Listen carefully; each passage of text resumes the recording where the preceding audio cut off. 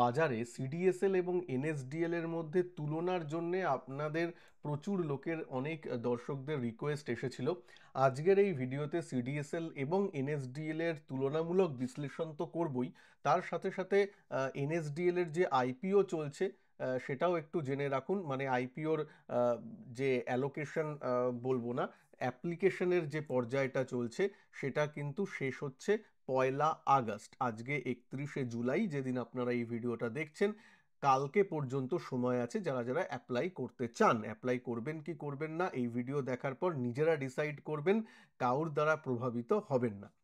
দেখুন, প্রথমে আসি যে এনএসডিএল এর একটু তুলনামূলকভাবে কম্প্যারিজনে চলে আসি। এবার এরা কি? সিডিএসএল জানেন, সেন্ট্রাল ডিপোজিটারি, আর এটা ন্যাশনাল সিকিউরিটিজ ডিপোজিটারি। এনএসডিএল এই ডিপোজিটারি আসলে কি একটু ছোট্ট করে বলে নিই। আপনি যে স্টক কিনি বা কোনো কোম্পানির যে শেয়ার কিনি, ধরুন রিলায়েন্সের আপনি 10টা শেয়ার কিনলেন। 10টা শেয়ার তো ব্রোকারের মাধ্যমে আপনি কিনলেন, কিন্তু সেটা কিন্তু ব্রোকারের অ্যাকাউন্টে থাকে না। আপনি দেখছেন আপনার ব্রোকারের এখানে লগ ইন করে আপনার এখানে দেখাচ্ছে। তার মানে আসলে শেয়ারটা কোথায় আছে? শেয়ার মানে তো একটা মালিকানা। তো মালিকানা মানে ধরুন একটা দলিল টাইপের, সেটা কোন সিন্দুকে রাখা আছে? কোনো একজনের সিন্দুকে তো রাখা থাকবে। এই যে সিন্দুকটা যে প্রোভাইড করে তাকেই আমরা বলি ডিম্যাট অ্যাকাউন্ট। যে ডিম্যাট অ্যাকাউন্ট আপনি খুলি সেখানেই কিন্তু শেয়ারগুলো জমা পড়ে। তা ডিম্যাট অ্যাকাউন্ট যেটা করি, সেই ডিম্যাট অ্যাকাউন্ট প্রোভাইডার পুরো ভারতে দুজন মাত্র আছে যাদের লাইসেন্স আছে। একটা হচ্ছে সিডিএসএল আর আরেকটা হচ্ছে এনএসডিএল। সিডিএসএল মূলত বিএসসির মানে কর্তৃত্ব চলে, ওরা ওখানে প্রমোটার টাইপের বলতে পারেন। আর এনএসডিএল এর হচ্ছে এনএসি বা ন্যাশনাল স্টক এক্সচেঞ্জ, তাদের প্রমোটার বা হর্তাকর্তা বলতে পারেন। যদিও শেয়ার মানে পার্সেন্টেজ অফ শেয়ার দুজনের কম আছে সেটা নয়, কিন্তু ওই মেন যে বডিটা সেটা তাই।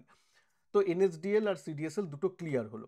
এবার এই যে সিন্দুকটা প্রোভাইড করে, যে ডিম্যাট অ্যাকাউন্টটা ওখানে করে, তাহলে আমি এনএসডিএল এর করি না সিডিএসএল এর করি? মোটামুটি দেখা গেছে যারা মানে বিভিন্ন ধরনের, যাদেরকে আমরা ডিসকাউন্ট ব্রোকার বলে থাকি, যেমন ধরুন জেরোধা, আপস্টক্স, এরা মূলত সিডিএসএল এর ডিম্যাট অ্যাকাউন্ট খোলায়। যখনই আপনি অ্যাকাউন্ট ওপেন করতে যাবেন তখন সিডিএসএল এর বাই ডিফল্ট অ্যাকাউন্ট ওপেন হয়।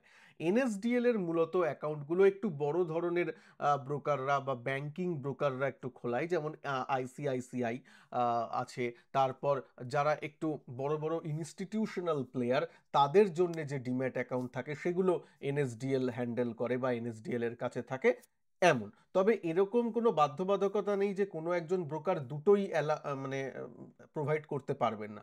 কোনো কোনো ব্রোকার এরকম আছে, তারা কিন্তু এনএসডিএল এরও ডিম্যাট অ্যাকাউন্ট কাস্টমারকে প্রোভাইড করে, আবার কিছু কিছু কাস্টমারকে এনএসডিএল ও সিডিএসএল ও প্রোভাইড করতে পারে। মানে সিডিএসএল এনএসডিএল দুটোই তারা প্রোভাইড করে কাস্টমারকে, এক একজন কাস্টমারের চয়েস অনুযায়ী এরকম। তো সেটাও আছে। তো মধ্যে কথা হলো, যদি দেখেন গোদা বাংলায় আজকের দিনে দাঁড়িয়ে, আজকে যখন অ্যানালিসিসটা হচ্ছে, যদি দেখেন রিটেলদের সংখ্যা, রিটেল অ্যাকাউন্টের সংখ্যা, সেটা কিন্তু সিডিএসএল এ বেশি। রিটেল অ্যাকাউন্টের সংখ্যা সিডিএসএল এ বেশি, কিন্তু এনএসডিএল এ আবার এইচএনআই বলুন, তারপর বড় বড় ইনস্টিটিউশনাল প্লেয়ার বলুন, তাদের মানে অ্যাকাউন্টের সংখ্যাটা অনেক অনেক বেশি। এবার ট্রানজ্যাকশন অনুযায়ী তো বা ভলিউম অনুযায়ী তো ইনস্টিটিউশনালরা অনেক বড় ট্রানজ্যাক্ট বা এইসবগুলো করে, তাহলে ইনকামটাও সেই অনুপাতে কিন্তু বেশি কম হয়। মানে তাই জন্য দেখবেন এদের হয়তো কয়েক কোটি অ্যাকাউন্ট খোলা আছে, ডিম্যাট অ্যাকাউন্ট সিডিএসএল এর, এবং এনএসডিএল এর হয়তো তার সংখ্যাটা কম।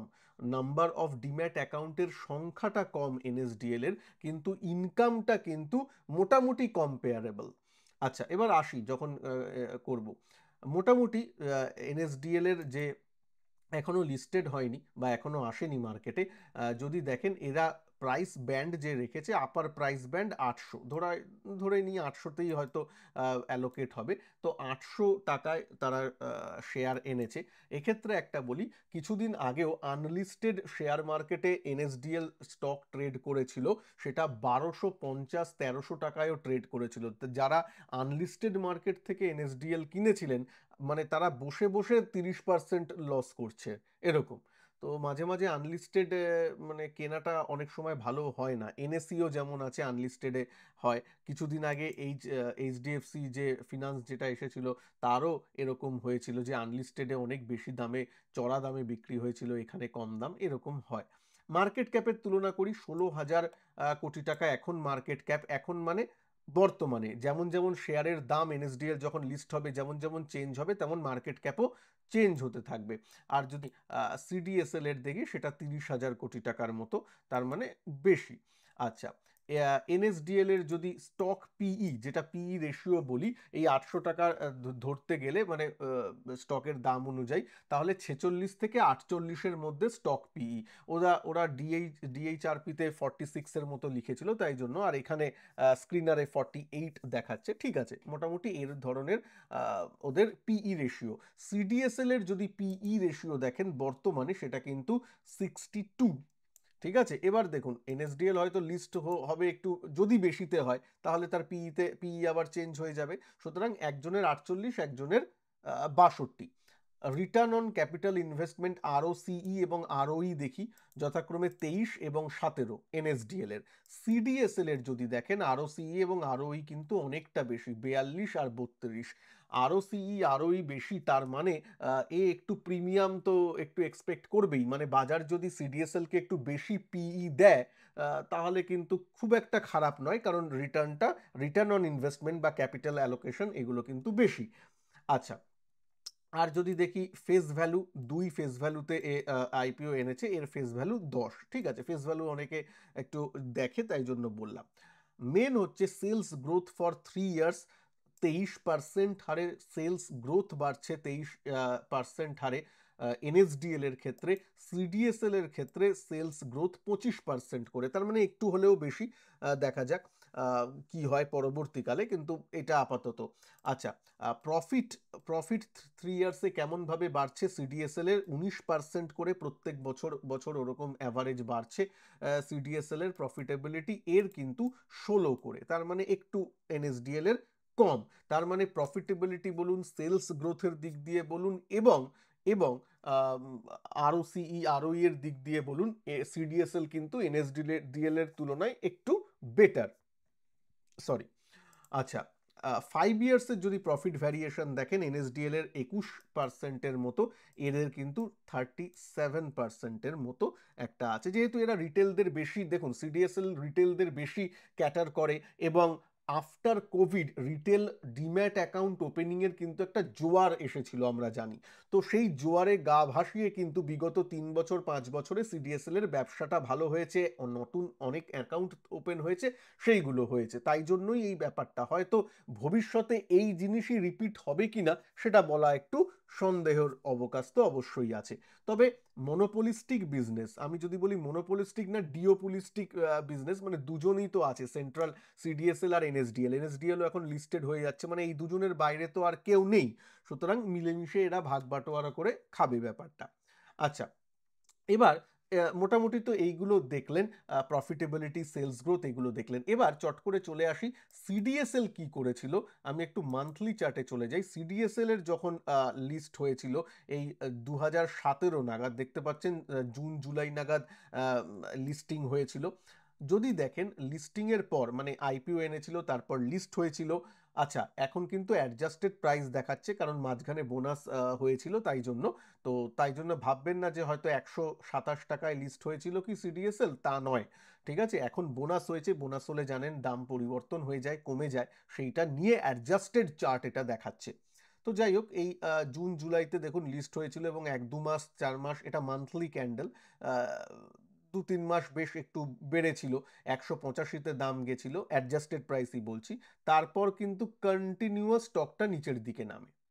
তাই জন্য বলছি না, ভালো কোম্পানিতে অনেক সময় বলবেন, এখনো দেখি অনেক ভালো কোম্পানি আছে, কিন্তু সেগুলো দাম হয়তো নিচের দিকে যাচ্ছে, দাম নিচের দিকে আছে, তখনই বলে ধর স্টকটা তো কিছুই করছে না, বাজে, এই করছে এই করছে। দেখুন, আপনাকে দুভাবে ব্যাপারটা দেখতে হবে। আপনি যদি ফান্ডামেন্টাল দেখে আসেন তাহলে দেখবেন ফান্ডামেন্টালটা কি খারাপ হচ্ছে, তা কিন্তু নয়। ফান্ডামেন্টাল যদি খারাপ না থাকে তো সেক্ষেত্রে তো স্টকের দাম মাঝে মাঝে ওঠানামা করবেই। যদি এইখানেই দেখুন, এখানে যদি সিডিএসএল এখন অনেকে বলছেন ইস যদি 166 টাকায় হাতে থাকতো, এই যে এখানে 166 টাকায় হাতে থাকতো এখন তো মালামাল হয়ে যেতাম 1,500 টাকা। মশাই রাখতে পারতেন না, পারতেন কি? এটা তো তখনও মনোপলিস্টিক স্টক ছিল, আহ, মানে দারুণ বিজনেস মডেল ছিল, অ্যাসেট লাইট মডেল ছিল, বিজনেসের তো চেঞ্জ হয়নি কিছু। সেই তো ডিম্যাট অ্যাকাউন্ট তখনও প্রোভাইড করতো, এখনো প্রোভাইড করে, বিজনেসের তেমন কিছু চেঞ্জ হয়নি। কিন্তু যেই স্টকটা উপর থেকে নিচে যখন গেছিল 47-48% কারেক্ট করেছিল, এবং ওভার দ্য 2 বছর ধরে নিচের দিকেই ছিল দাম, আর 50% কারেক্ট করেছিল দাম, রাখতে পারতেন কি হাতে? নিশ্চয়ই কোনো একটা সময় বেচে দিতেন, ধুর আর কি হবে ছেড়ে দিই। তারপর যখন দামটা উঠে গেল, ইস ভুল করলাম। ভুল কিছুই করছেন না, ভুল একটা জায়গাতেই করছেন, যে আপনি নিজের অ্যানালিসিসটা করছেন না। ফান্ডামেন্টাল অ্যানালিসিসটা একটু করুন, সেইটা অনুযায়ী করুন। আর যদি আপনি টেকনিক্যাল মেনে স্টকে এন্ট্রি এক্সিট করেন, অনেকে ইনভেস্টমেন্টেও টেকনিক্যাল একটু সাহায্য নেন, যাকে আমি একটু টেকনো ফান্ডা বলি, যদি টেকনিক্যালেরই সাহায্য নেন তাহলে টেকনিক্যালেরই থাকুন। হ্যাঁ, আপনি কেনা দামে নিলেন, দাম উপরে গেল, কেনা দামের স্টপ লস নিয়ে এলেন, কেনা দামের স্টপ লস হিট হয়ে গেল, বেরিয়ে গেলেন। আবার যখন ও স্টকটা নতুন হাই করছে, এই যে এই পয়েন্টে তো স্টকটা নতুন হাই করছে, টেকনিক্যালি তো এটা বেটার দিক না, তাহলে তখন আবার এন্ট্রি নিতে হবে। যদি আপনি টেকনিক্যাল মানেন তাহলে টেকনিক্যাল মেনেই কাজটা করুন, তাতেও কাজটা হয়। আর যদি ফান্ডামেন্টাল মানেন তাহলে ফান্ডামেন্টাল দেখুন। ওই দুটোই করলাম না, খিচুড়ি করিয়ে করে দিলাম, তাহলে তো হবে না, তাই না? তাহলে ইনভেস্টমেন্টটা এই জন্যই বলছি, শেয়ার মার্কেটে থেকে পয়সা রোজগার করা, ভালো স্টক হাতে রাখা কিন্তু কঠিন। তো যাই হোক, এইটা বলার এইটাই কারণ যে স্টক নিচের দিকেও আসে। তাই এনএসডিএল হয়তো কখনো নিচের দিকে এলে বলবেন না যে নিচে আসছে কেন, তাহলে নিজের মতন করে প্রিপারেশন নেবেন যে আমি এতটা নিচে দেখতে পারি। নিজেকে প্রশ্ন করুন, সিডিএসএল 50% নিচে এসেছিল, আপনি এনএসডিএল এ যারা ইনভেস্ট করবেন ভেবে রেখেছেন কখনো না কখনো, আমি বলছি না এখন হবে, প্রত্যেকটা ভালো স্টক তার লাইফ সাইকেল ওপেন করে দেখুন, কখনো না কখনো স্টকটা 30-40% কারেকশন দিয়েছে। ইনফোসিস হোক, এইচডিএফসি ব্যাংক হোক, টিসিএস হোক, যাই হোক, রিলায়েন্স হোক, তাদের হিস্ট্রি খুলে দেখুন, যত ভালো স্টক হোক না কেন, এশিয়ান পেন্টস হোক, প্রত্যেকটা স্টক তাদের লাইফ টাইমে 20-30-40-50% পর্যন্ত এক এক সময় কারেকশন দিয়েছে। বাজাজ ফিনান্সও দিয়েছে। নিজেকে প্রশ্ন করুন, যারা এখন হয়তো ভাবছেন এত টাকা আমি ইনভেস্ট করব, এত টাকা আমি এই করব, তাদের নিজেকে প্রশ্ন করুন, এবং লং টার্ম থাকবো। লং টার্মে কিন্তু এরকম সময় আসবে যখন এক এক সময় স্টকটা 30%-40% কারেকশন করবে, আপনি তখন ডেটে বসে থাকতে পারবেন তো? যদি বিজনেস ঠিক থাকে। হ্যাঁ, বিজনেস খারাপ হয়ে গেছে, এই হয়ে গেছে, তাহলে তো বেরিয়ে যেতে হবে, সেটা আলাদা ব্যাপার। কিন্তু বিজনেস ঠিক থাকলে কিন্তু ইনভেস্টমেন্ট লং টার্ম মানে অনেক ঝড়ঝাপটা, বাধা বিপত্তি যাবে।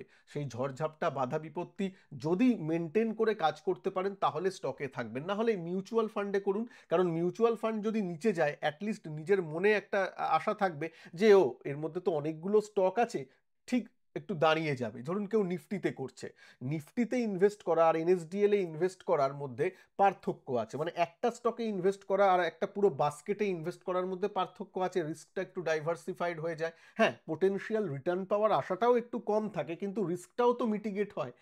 তা আপনি কি ধরনের ইনভেস্টার, আপনি কি ধরনের ট্রেডার, কি ধরনের মানসিকতা রাখেন, সেইভাবে কাজ করবেন।